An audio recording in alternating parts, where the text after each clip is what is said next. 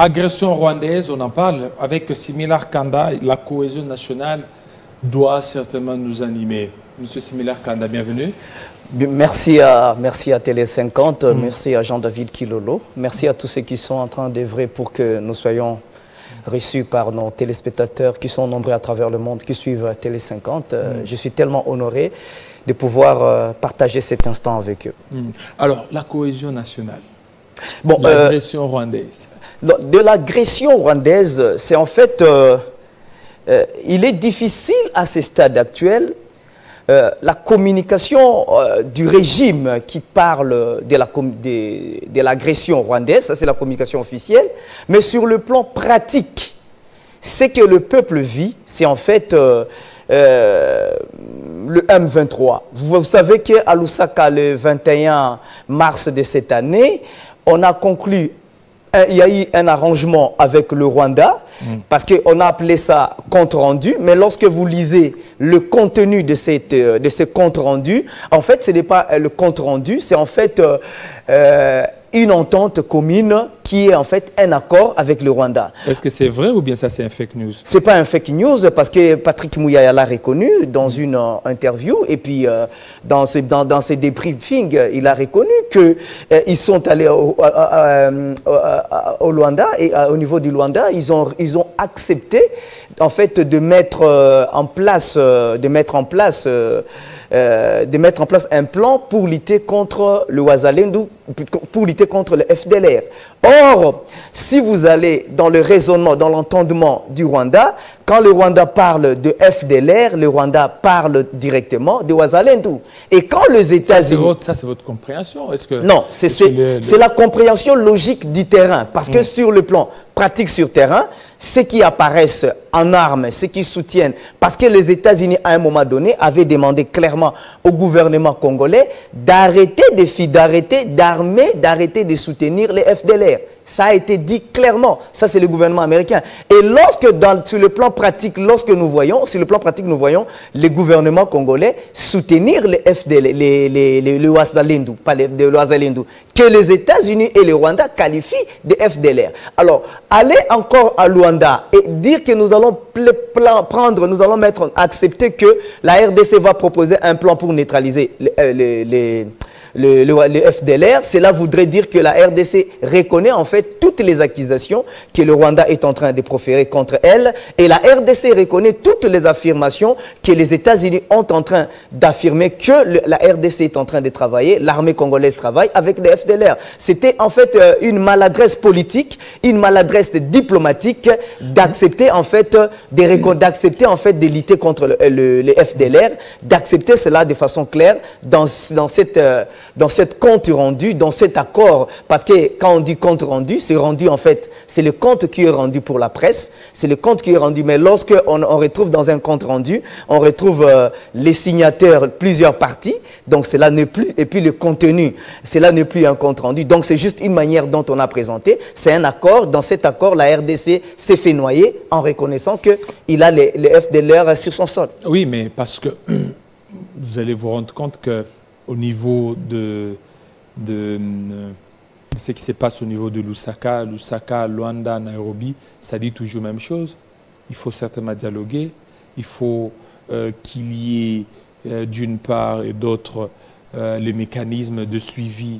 Le mécanisme de suivi. Alors, par rapport à cet état de choses, vous ne voyez pas que c'est primordial que les Congolais s'entendent, que les Congolais se parlent? Non, là, on ne parle pas du Congolais qui se parle. Là, c'est le Rwanda qui parle avec le... Là, quand on parle, là, c'est deux choses. En interne, l'IDPS empêche l'expression citoyenne des acteurs politiques. Parce qu'aujourd'hui, le PPRD avait proposé plusieurs fois des mécanismes d'apaisement politique que le régime n'a pas pris en compte. Le régime a préféré nous amener dans des élections dramatiques qui en fait ont troublé la cohésion nationale, l'unité nationale, l'intégrité territoriale, qui en fait ont saboté en fait la confiance, l'harmonie entre citoyens et dirigeants. Donc maintenant, là où nous sommes actuellement, nous sommes dans une situation où c'est ça en fait la bêtise de tout ce qui se passe. Parce que lorsqu'on lit même au début de ces comptes rendus, on lit les conflits entre le Rwanda et la RDC. Mais lorsqu'on entre au fond de cet accord, de ce compte rendu, qui est en fait un accord, on ne voit pas où le conflit apparaît. Nulle part on voit le conflit apparaître. Mais on voit par contre que la RDC c'est autoflagelle. La RDC reconnaît qu'elle détient le M20, qu'elle détient le FDLR sur son sol. La RDC reconnaît que mais le Rwanda, en fait, en contrepartie, le Rwanda n'a rien reconnu. Si vous lisez là-bas, vous allez voir que le Rwanda dit il va revoir en fait sa position sécuritaire. Ce qui est en fait flou. Le Rwanda en fait, se protège, s'innocente. Mais par contre, et dans ce compte rendu, qui est un accord en fait, qui est présenté comme un compte rendu, qui est en fait un accord, lorsque vous l'analysez au fond, vous allez reconnaître, vous allez voir en plus à l'intérieur que le M23, on ne parle pas de M23, on ne parle pas de la neutralisation du M23, qui devait figurer comme un des points majeurs dans le point des désaccords. Le M23, c'est un mouvement terroriste, non? Non, le M23, un mouvement terroriste, vous signez un mouvement terroriste d'après la RDC, mais sur le plan pratique, la RDC, à travers cet accord, c'était l'occasion de faire valoir que le M23 est un mouvement terroriste, mais par contre, le M23 est ressorti dans ce compte rendu, dans cet accord présenté comme un compte rendu. Est-ce que vous aviez lu cet accord? Comme un mouvement, pardon? Vous aviez lu ça? J'ai lu ça, je l'ai. Et je remercie les citoyens, le haut cadre, le Ferdinand Kambere du PPRD qui avait lancé ça dans son tweet, qui avait tweeté pour dénoncer en fait les contradictions du régime. En fait, le contrat ou l'accord en question, vous aviez lu ça personnellement? Personnellement, je l'ai lu, j'en ai dans mon téléphone. Et vous avez bien appréhendé l'esprit? Nous avons appréhendé l'esprit. L'esprit, c'est quoi? L'esprit est que la RDC ne se donne pas le droit de pouvoir défendre la population. La population n'est pas défendue. Or, les drames qui se passent en RDC, ça ne se passe pas au Rwanda.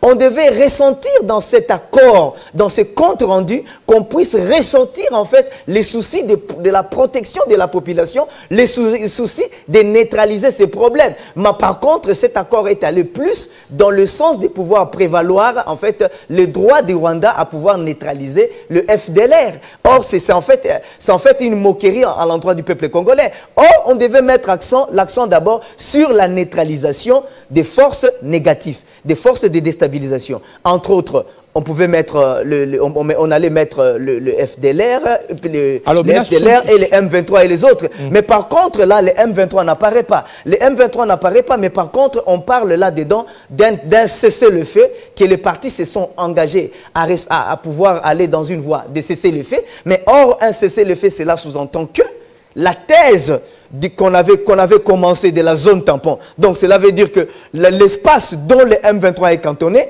sera considéré comme un espace tampon, sera considéré comme un espace, une zone où le M23 va œuvrer. Là où il y a le M23. Oui, ça va aller dans le sens de la zone tampon. Parce que tout simplement... Là c'est l'accord ou bien ça c'est... Ça c'est l'esprit de l'accord. L'esprit de l'accord nous amène à un cessez-le-feu. Oui, est-ce que dans l'accord c'est écrit que les zones occupées par les M23 seront des zones tampons? Bon, mais vous savez, il y a des choses, vous savez, par malignité, par manipulation des citoyens congolais, il y a des choses qui ne sont pas dites de façon claire, dont vous pouvez, en lisant cela, ça ressort. Parce que lorsque vous parlez d'un cessez-le-feu, c'est que le M23 garde ses positions. Et lorsque vous parlez du retrait de M23, vous parlez du retrait de RDF. Vous parlez du retrait de RDF, de l'armée rwandaise. Qui parle du retrait? Dans l'accord, on parle que ce sont dans le point de mais la position de Kinshasa est claire et simple. Avant négociation, il faut les retraits, il faut que l'M23 se retire de toutes les positions. On est déjà dans la négociation. Ils sont déjà dans les négociations parce que dans le compte rendu, on dit clairement que c'est le début d'un processus de négociation. Donc, les négociations, ils sont en train de négocier, mais ils n'ont pas posé des préalables pouvant garantir en fait que l'aboutissement heureux en faveur des droits des Congolais. Parce que les gens sont en train d'oublier que même les citoyens rwandais commencent à dire ouvertement, après Paul Kagame, qu'ils ont des terres au Congo, qu'ils doivent récupérer leurs terres au Congo. Ils disent ouvertement. Donc c'est un danger parce que nous avons toujours dénoncé le fait que, d'abord, on n'arrive pas à ressortir dans cette compte-rendu l'implication du Rwanda, mais par contre, on fait ressortir les besoins du Rwanda de pouvoir vivre en paix et en sécurité. C'est en fait l'erreur, parce que dans le point de désaccord, s'il y avait des points de désaccord, parce qu'on sent que les points de désaccord sont tellement élémentaires, parce que la RDC parle, au lieu de parler du M23 comme point de désaccord, on parle en ce moment-là, on voulait de parler du M23 comme point de désaccord. Il faut éteindre bien votre téléphone. Là. Oui, je m'excuse vraiment. Je m'excuse. Au lieu de parler du M23, ça déconcentre. Au lieu de parler du M23 comme point de désaccord, on a refusé, on a parlé du RDF. Mais on oublie que le Rwanda dit que le M23, c'est en fait un problème congolais. C'est en fait un des problèmes, des questions congolais qui doivent être traités par des Congolais dont la solution est congolaise. Donc, mais maintenant, on oublie cela, on oublie aussi qu'on les avait invités. Donc, on avait invité, on ne peut pas dire qu'on avait invité les Rwandais qui doivent rentrer au Rwanda. Donc, ces contradictions sont en train de nous imputer, en fait, une crédibilité sur le plan international. Parce qu'on ne peut pas demander, s'ils disent qu'en demandant les retours de RDF, c'est là où nous avons demandé les retraits du Rwanda, c'est en fait une fausseté. Parce que les gens que vous avez invités à Kinshasa, qui ont résidé ici pendant 14 mois, que le chef de l'État a reconnu clairement que cette personne était invitée par son ministre de l'Intérieur à Kinshasa, cela sous-entend que le M23 est une question congolaise. Donc, on ne peut pas amener ça à traiter ça de la manière dont on est en train de traiter, parce que là, on les donne, on les cache, et dans l'accord, dans le compte rendu, on devait insister que le M23 est un mouvement terroriste, on devait insister, on a enlevé cela, donc le M23 maintenant est engagé dans un processus de pacification avec la RDC, et ce processus de pacification n'est pas bon. Pourquoi? Parce que tout simplement, nous sommes engagés dans une voie de négociation, mais une voie de négociation là où la République démocratique du Congo, en fait, est en position de fragilité, parce que nous n'avançons pas militairement, nous ne faisons que reculer, et nous voulons négocier pendant que militairement, nous n'avançons pas, nous n'avons pas d'aboutissement. Et par après, on nous dit que si nous n'avançons pas militairement, si sur le plan militaire, nous ne restons pas, parce qu'il y a la trahison. On ne peut pas lier la faiblesse d'une armée à la trahison. C'est pratiquement une insulte à notre armée. Oui, mais c'est normal. Si dans l'armée, si l'armée est infiltrée, si l'armée est trahie, ça va vous amoindrir. C'est faux, c'est faux. Écoutez, toutes les armées évoluent en prenant en compte la trahison. Aucune armée n'évolue sans prendre en compte la trahison. C'est pourquoi vous verrez à l'intérieur de l'armée, il y a les services d'espionnage et les contre-espionnages qui évoluent dans l'armée pour rechercher les espions et faire le contre-espionnage. Cela veut dire quoi? Dans la pratique, l'armée, par exemple, évolue avec le codage des informations, avec l'effet des surprises, avec l'esprit, bon, maintenant aussi, s'il y a en fait dans les troupes des gens qui sont des traîtres, par exemple, cela n'est pas une raison pour dire que l'armée est fragile. Parce qu'il y a toujours des mécanismes dont les armées à travers le monde ont toujours appliqué pour contraindre un peu la trahison. La trahison ne peut pas être une situation de fragilité ou d'inefficacité de l'armée. C'est en fait le choix des animateurs de l'armée. Le chef de l'État a le pouvoir de choisir des hommes de confiance pouvant l'aider à mener valablement la défense nationale de l'intégrité territoriale et la sécurisation des Congolais. Lorsqu'on n'arrive pas à sécuriser les Congolais, il y a des questions à se poser sur les hommes que le chef de l'État est en train de faire confiance dans l'animation de notre armée, dans l'animation de nos services de sécurité, dans l'animation de tous ces services. Donc, parce que tout simplement, les informations au sein d'une armée ne peuvent pas être détenues par une seule personne. La seule personne qui peut détenir toutes les informations, c'est l'armée. La seule, il y en a seulement deux. d'eux, le chef d'état-major général de l'armée et le chef de l'État. Les autres ne tiennent que des bouts, des petites bouts qui peuvent changer du jour au lendemain. Alors, ainsi, comment une armée, si le chef de l'État est de bonne foi, si le commandant suprême, le chef d'état-major général de l'armée est de bonne foi, mais comment jusqu'à présent on va continuer à parler on n'arrive pas à contourner la trahison? On aura besoin d'une peine de mort pour pouvoir lutter contre la trahison. C'est une insulte. La peine de mort ne peut jamais. D'ailleurs, dans toutes les armées au monde, la peine de mort, c'est la chose la plus proche, la sanction par tuerie. C'est ce qui marche avec l'armée. Parce que dans des zones de conflit, lorsqu'on remarque que vous êtes traître, généralement, dans toutes les armées au monde, on abat de telles personnes. Donc cela n'est pas une solution pour lutter efficacement contre la trahison. Mais par contre, l'armée, c'est l'école des patriotes. C'est le centre de formation des patriotes. L'armée, en fait, c'est le regroupement où il y a des patriotes. Parce que personne, un député national ne peut pas accepter d'aller mourir même pour 21 000 $. Mais un soldat accepte de mourir pour 100 $.